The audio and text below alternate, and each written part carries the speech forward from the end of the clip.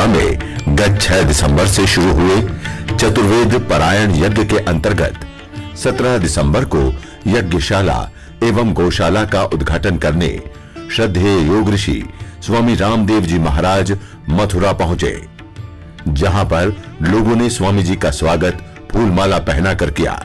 स्वामी जी के साथ यहां पर आचार्य स्वदेश जी भी मौजूद थे। यहां पर स्वामी जी ने सर्वप्रथम अपने कर कमलों द्वारा यज्ञशाला का उद्घाटन किया। इसके बाद स्वामी जी ने गौशाला का उद्घाटन किया।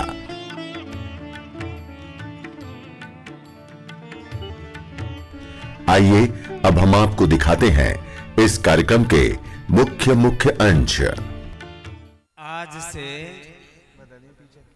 करीब 25 साल पहले मैं यहाँ वेद मंदिर मथुरा में आया। बात है करीब 90 की, और 25 साल के बाद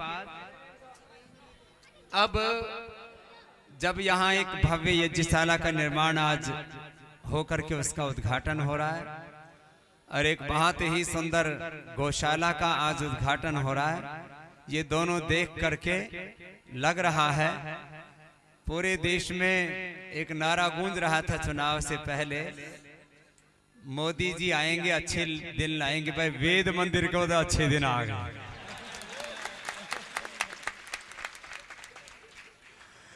वेद मंदिर के अच्छे दिन आ गए, योग के भी अच्छे दिन आ गए। 177 देशों ने अंतर्राष्ट्रीय योग दिवस की घोषणा कर दी। योग को, भारत को, भारतीयता को, भारतीय संस्कृति को, ऋषियों की विरासत को पूरे विश्व पटल पर गौरव मिला है। और आदरणीय माननीय प्रधानमंत्री जी मोदी जी का भी लोहा पूरी दुनिया ने माना। उनके ये वैश्विक नेतृत्व की विजय है। जो गौरव योग को मिला है, योग के जो अच्छे दिन आए हैं, वेद मंदिर के भी अच्छे दिन आए हैं, हमारे आचार्य जी के भी अच्छे दिन आने वाले हैं। देखो भाई, सवेरा होने से पहले यदि अंधेरा ही ना हो तो सवेरा काहे का। तो आचार्य जी ने एक बार तो लड़ाई जीत ली, फिर कुछ बुरे लोगों ने, विघ्न संतोषियों ने फिर पंगा डाल दिया। तो थोड़ी देर हो सकती है लेकिन अंधेर नहीं होगी। आर्य समाज के भी अच्छे दिन आने वाले हैं।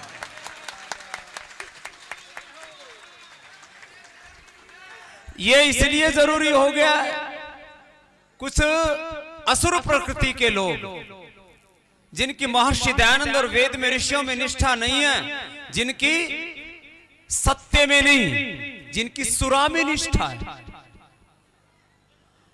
जिनकी सत्य में नहीं सुरा में निष्ठा हो, और वे इंद्रम वर्धन तप्त्रः कणवंत विश्वमार्यम अपघ्नन्तो अरावणा को उद्घोष करने वाले यदि आर्य समाज के ऊपर कब्जा करना चाहें तो देखो, मैं तो एक ही बात कहता हूं, ये जो आप कुछ आर्य समाज के कार्यकर्ताओं के मन में ना थोड़ी उथल पुथल होती रहती है।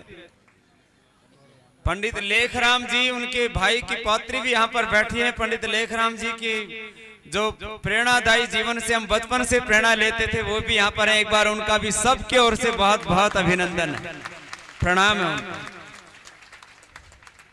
पंडित लेखराम जी के को हम जो है भाई, उनको हम जब बचपन से पढ़ा करते थे।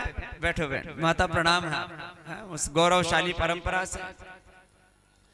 तो मैं कह रहा था, ये मत सोचा करो कि जो है ये क्यों विघ्न आ रहे हैं, क्यों बाधाएं आ रही हैं। अरे विघ्न और बाधाएं ना आए तो हमारे शौर्य की परीक्षा कैसे होगी। इसलिए मैं तो कहता हूं, जो विघ्न और बाधाएं मेरे जीवन में आए, मैं तो चाहूंगा भगवान करे सबके जीवन में विघ्न और बाधाएं, जिससे कि वो पुरुषार्थ करना सीखे, पराक्रम करना सीखे। यदि हमारे जीवन में पुरुषार्थ नहीं होगा, पराक्रम नहीं होगा, तो हमारा जीवन अच्छा बनेगा कैसे।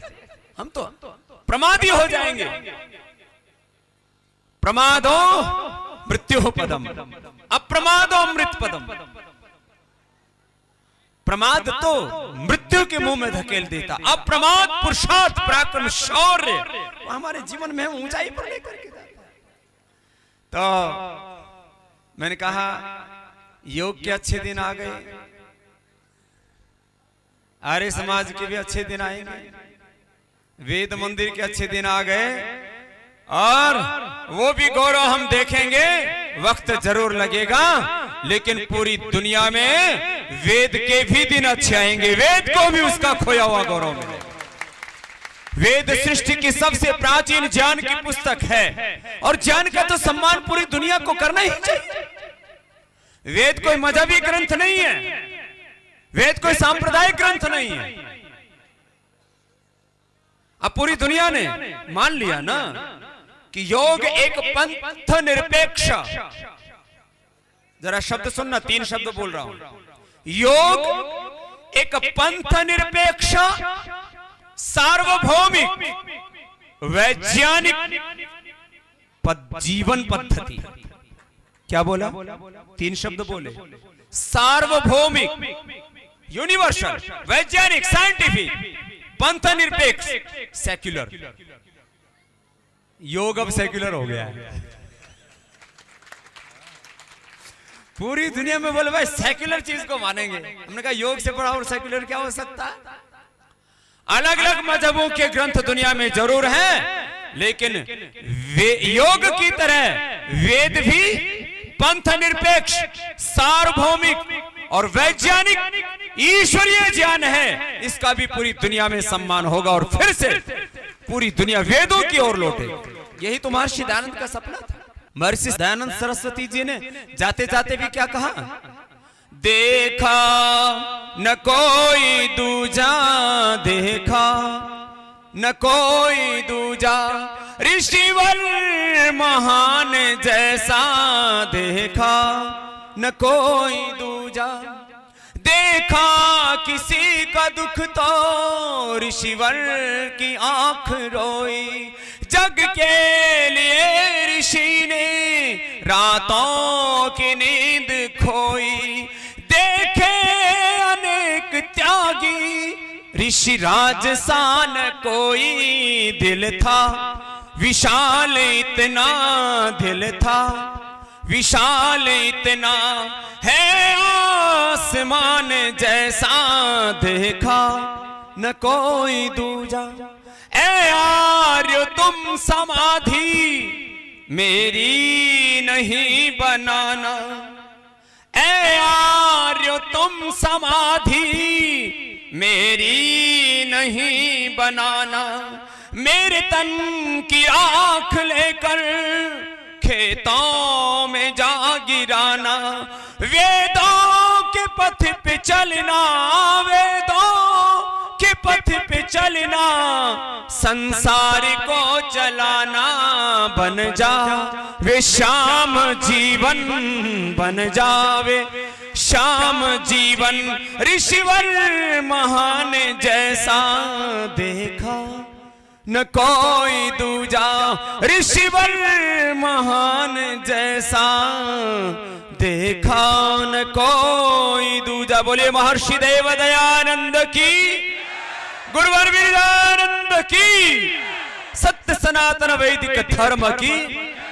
हम इसलिए आ जाए यहाँ क्योंकि ऋषि दयानंद की ये पुण्य भूमि है, और ऋषि दयानंद की एक गुरु भूमि है, इसलिए हम सबकी एक गुरु भूमि है।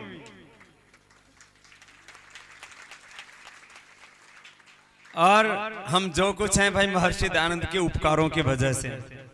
महर्षि दयानंद ना होते तो आज स्वामी रामदेव रामदेव नहीं होता, वो रामकिशन होकर के।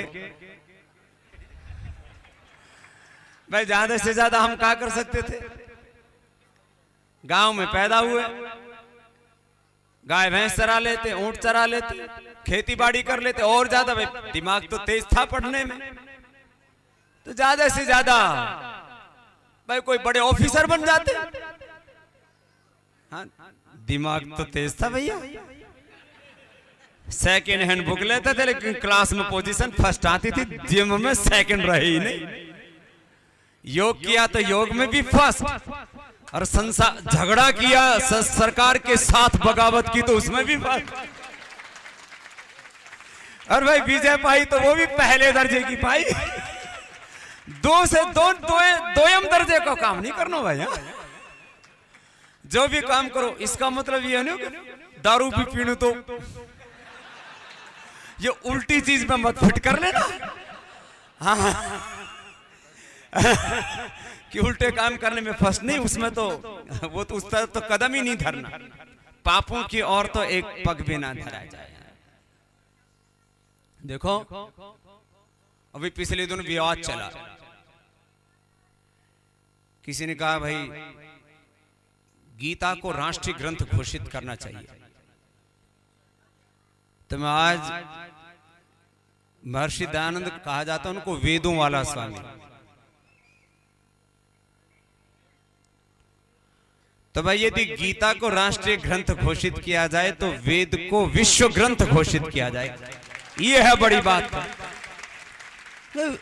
ये तो पूरी दुनिया निर्विवादित रूप से मानती है कि विश्व की सबसे प्राचीनतम ज्ञान की पुस्तक, मजहब की नहीं, विश्व की सबसे प्राचीनतम ईश्वरीय ज्ञान की पुस्तक यदि कोई है तो वेद है। और वेदों का ज्ञान मैंने कहा वो भी योग की तरह सार्वभौमिक है, वैज्ञानिक है और पंथ निरपेक्ष, secular, universal and scientific knowledge का यदि कोई ग्रंथ है तो वेद। और अब योग पर तो बहुत कार्य किया हमने, आप सबके आशीर्वाद से आयुर्वेद का कार्य किया, स्वदेशी का कार्य किया, व्यवस्था परिवर्तन का, सत्ता परिवर्तन का काम हुआ, लेकिन अब ये वेद का काम होना।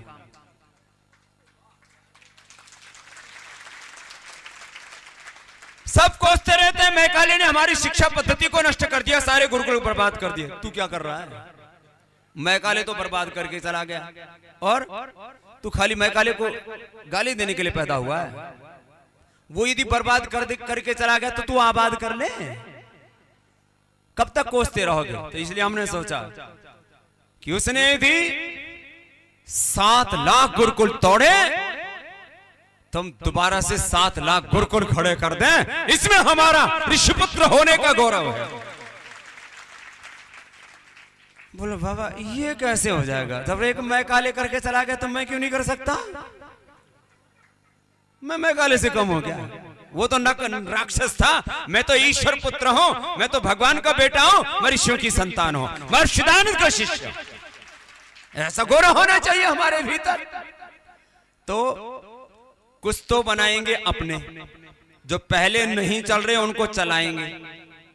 और इसका एक उदाहरण बाबा पद्मसेन जी बैठे हैं, श्रद्धेय आचार्य जी यहाँ बैठे हैं, जो गुरुकुल वृंदावन विश्वविद्यालय, जहां पर लोग दिन में भी जाने में डरा करते थे, आज वहां दिन और रात में एक नई रोशनी, एक नया उजाला पैदा हो गया, गौरव की अनुभूति होती है।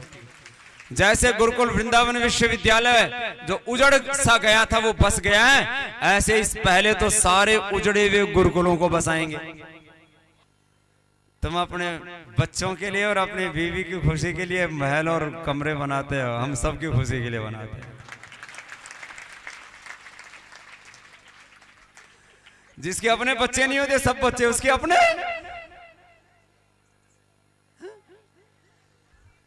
तो अब 500 से ज्यादा आचार्य कुलम खोलेंगे और उनमें latest technology, science, technology, mathematics, physics, chemistry, computer, पूरी दुनिया की लेटेस्ट टेक्नोलॉजी, साइंस, कंप्यूटर सब कुछ होगा। और इस सबसे बड़ी बात यह होगी, इस आधुनिक शिक्षा के साथ उसमें वेद की शिक्षा होगी। वैदिक शिक्षा और आधुनिक शिक्षा का पूर्ण संगम, और वहां से होगा एक नए युग का निर्माण, एक अच्छे इंसान का निर्माण। मेरे से बोलते हैं बाबा जी 40-50 साल बाद तो आप भी बूढ़े हो जाओगे। 40-50 साल तक होने वाला नहीं हो अभी, मैं जल्दी बूढ़ा। और बोले 20-1 साल बाद मोदी जी भी बूढ़े हो जाएंगे। तो बोले मोदी जी के बाद और आपके बाद क्या होगा? मैंने कहा हम लोग जाने से पहले हजारों नहीं लाखों स्वामी रामदेव और हजारों लाखों मोदी से जैसे नेतृत्व वाले लोग पैदा करके जाएंगे। ऐसे थोड़ी पिंडा छोड़ने वाले हैं हम। देखो भाई ये काम नहीं चलेगा। जब एक ओबामा का राजनीतिक नेतृत्व, एक अमेरिका का राजनीतिक पॉलिटिकल एंड इकोनॉमिकल लीडरशिप पूरी दुनिया में कहते अरे ये इतना बड़ा आदमी है, और नकारात्मक देखा जाए तो पहले ओसामा ने डराया, फिर एक बगदादी आया, अब एक नया तालिबान पैदा हो गया कल क्या पाकिस्तान में किया। जब वो पूरी दुनिया को विध्वंस कर सकते हैं, वो पूरी दुनिया की आंखों में आंसू ला सकते हैं, तो हम पूरी दुनिया के लोगों के आंखों में खुशियां क्यों नहीं ला सकते? उनके जीवन में उजाला क्यों नहीं ला सकते? जब वो अंधेरा ला सकते हैं तो हम रोशनी लाने के लिए पैदा हुए। ज्योतिरग्रह आर्या, हम तो प्रकाश के पथ के पथिक हैं और भगवान हमारे साथ हैं। ये जो आचार्य प्रेम भिक्षु जी ने किया था नहीं अनुवाद, जब हम गुरुकुल में पढ़ा करते थे तब से पूरे आर्य समाज में जब ये मंत्र बोलते थे ना, यात्मदा बलदा यस्य विश्व उपासते प्रशिशं यस्य देवा यस्य छायामृतम यस्य मृत्यु कस्मै देवाय हविषा विधेमहि। जिनको मंत्रों का अर्थ नहीं आता था तब इसके पहले मंत्र बोलते थे, फिर तू ही आत्म ज्ञान बलदाता, तू ही आत्म ज्ञान बलदाता, सुयस विज्ञ जन गाते हैं, तेरी चरण शरण में आकर भवसागर तर जाते हैं, तुझको ही जपना जीवन है, मरण तुझे बिसराने में, मेरी सारी शक्ति लगे प्रभु तुझसे लगन लगाने में। ये गाते थे और ये सारे यही लिखे। उस महापुरुष को भी, आचार्य प्रेम भिक्षु जो को भी हमारा शत शत वंदन है। उस महापुरुष ने भी बहुत बड़ा काम किया। स्वामी सत्यानंद जी महाराज जी ने कितना बड़ा काम किया। फिर आज मेरे चाहे भूसावर बोलो बाबा जी, वो जो गुरुकुल था ना वो थोड़ा अब ऐसे ही हो गया। मैंने कहा कोई नहीं, अब एक गुरुकुल की नहीं, अब बड़ा सोचो, बहुत बड़ा काम होना है। तो भाइयों बहनों, आज मैं ज्यादा कहने के लिए नहीं आया, मैं तो इसलिए आया हूं, अरे जब हम घर से चले थे तब हमारे पास में कुछ नहीं था, अकिंचन थे। एक संकल्प था, एक संकल्प था और एक ईश्वर की प्रेरणा को आधार बना करके बस एक संकल्प, और दूसरे शब्द में बोलूं तो पुरुषार्थ। इसके अलावा हमको कुछ आता नहीं है। संकल्प आत्मा में जो परमात्मा दे, ईश्वरीय संकल्प। गांव का आदमी भी बोलता है जैसे भगवत इच्छा, जैसे भगवान की इच्छा। भगवत इच्छा कैसे पता लगता? आत्मा में उस परमात्मा की प्रेरणा, यही भगवत इच्छा है। महर्षि दयानंद सरस्वती कहते हैं जब हम कोई भी काम करते हैं तो बुरे काम करते वक्त अंदर से भय, शंका और लज्जा उत्पन्न होती है, उसको मत करना, ईश्वर मना कर रहा है। और जिस काम को करने में आनंद, उत्साह और निर्भयता मिले तो समझ ले पर आत्मा में उस परमात्मा का आदेश है। इसी को वेद के मंत्र में कहा, दृष्ट्वा रूपे व्याकरोत् सत्यनृते प्रजापति अश्रद्धाम अनृते दधात श्रद्धाम सत्य प्रजापति। ईश्वर का संकल्प और अपना पुरुषार्थ, बस आगे बढ़ते जाओ, आपको कहीं असफलता नहीं मिलेगी। आप सब भी ईश्वरीय संकल्प के साथ, महर्षि दयानंद के वेद के संकल्प के साथ, ऋषियों के संकल्प के साथ जुड़े। आप सब भी पुरुषार्थ करना, आपके जीवन में भी सफलता मिलेगी। और मैंने कहा ये श्रद्धेय आचार्य श्री जिस आर्य समाज के काम में लगे हैं वो महर्षि दयानंद का काम है, वो ऋषियों का काम है, वो हम सबके भलाई का काम है। आर्य समाज को भी सफलता मिलेगी, इसमें कोई प्रश्न नहीं। लगो एक क्षण के लिए भी देखो, जो ईश्वर भक्त होता है, सुन लो, आर्य समाज के भी सब कार्यकर्ता सुन लो, जो ईश्वर भक्त होता है, जो ऋषि भक्त होता है, जो व्यक्ति आस्तिक होता है, धर्मात्मा होता है, उसके जीवन में एक क्षण के लिए भी निराशा नहीं आनी चाहिए। महर्षि दयानंद ने यही ईश्वर भक्ति का फल कहा है। बोले भगवान की भक्ति क्यों करना? बोले भगवान की भक्ति क्यों करना, इससे क्या पाप नष्ट हो जाएंगे? बोलो नहीं। बोले फिर फायदा क्या? बोले भगवान की भक्ति इसलिए करना कि पहाड़ के समान दुख आने पर भी, पहाड़ के समान दुख आने पर भी ईश्वर भक्त विचलित नहीं होता है। क्या ये छोटी उपलब्धि है? यही तो ईश्वर भक्ति का फल। लगे रहो और मस्त रहो जैसे मैं मस्त हूं। मेरे जितना सुखी शायद धरती पर कोई आदमी नहीं होगा। क्यों?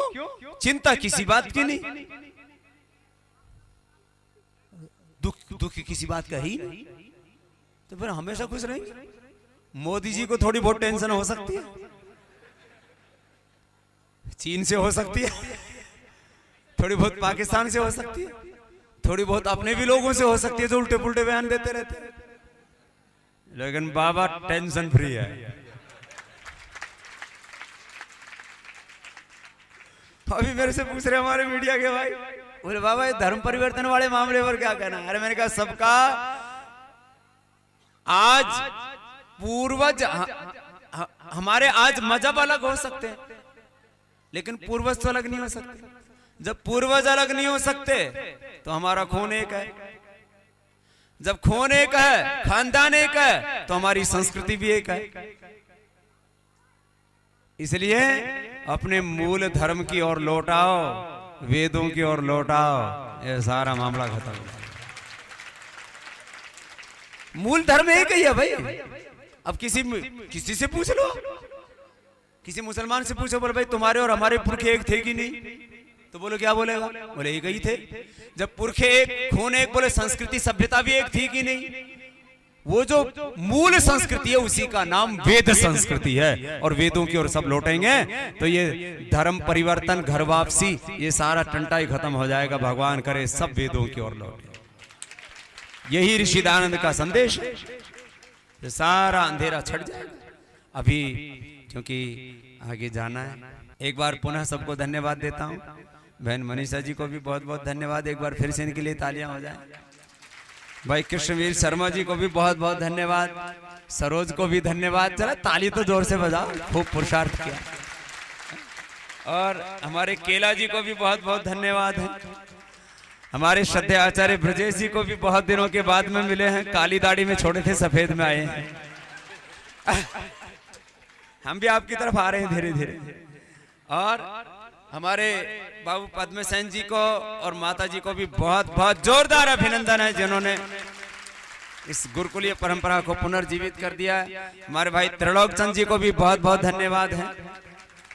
प्रज्ञा प्रकाशन के भाई हमारे अरुण जी और राजेश जी को भी बहुत बहुत धन्यवाद। और हमारे जो है जिला पंचायत अध्यक्ष आदरणीय श्री अनूप जी को भी जोरदार अभिनंदन, इनके सबको धन्यवाद। और माता जी को भी धन्यवाद जो आजीवन सदस्य बने। राजेश ये भी आजीवन सदस्य बना पतंजलि योगपीठ का, एक बार जोरदार अभिनंदन है। हमारे भाई महेश चंद्र जी और दिनेश जी का भी एक बार सबके ओर से बहुत बहुत अभिनंदन है भाई। बहुत बहुत अभिनंदन, जिन्होंने गौ माता की सेवा के लिए बहुत बड़ी आहुति दी है। हमारे भाई रविंद्र लोहिया जी तो दिल्ली से आए हैं। वेद मंदिर के लिए 5 लाख रुपए और पतंजलि योगपीठ के लिए 11 लाख रुपए की आहुति दे रहे। बहुत बहुत अभिनंदन है। ठीक है, आशीर्वाद। तो अभी सबको आशीर्वाद, क्योंकि आगे प्रस्थान भी करना है। तो ऐसे ही सदा प्रसन्न रहें, सुबह उठ करके योग करते रहें, तो आप एकदम 100 साल तक जवान रहेंगे, योगी बनेंगे सब। और स्वदेशी वस्तुओं का ही उपयोग करें। देश का पैसा कहाँ रहना चाहिए? देश में रहे और देश की सेवा में लगे। इसलिए खुद पतंजलि के उत्पाद प्रयोग करना और दूसरों को करने के लिए प्रेरित करना। और ये जो एमएनसीज है ना, हिंदुस्तान यूनिलीवर, कोलगेट, पेप्सोडेंट और ये सारी जॉनसन एंड जॉनसन, फाइजर, सारी कोका कोला, पेप्सी, ये कंपनियां भी ऐसे ही विदेश में भाग जाएं जैसे 12 बजे अंग्रेज यहां से भागा था। तो देश आर्थिक गुलामी से, पराधीनता से मुक्त होगा और फिर से भारत आर्थिक और आध्यात्मिक दृष्टि से विश्व का नेतृत्व करेगा।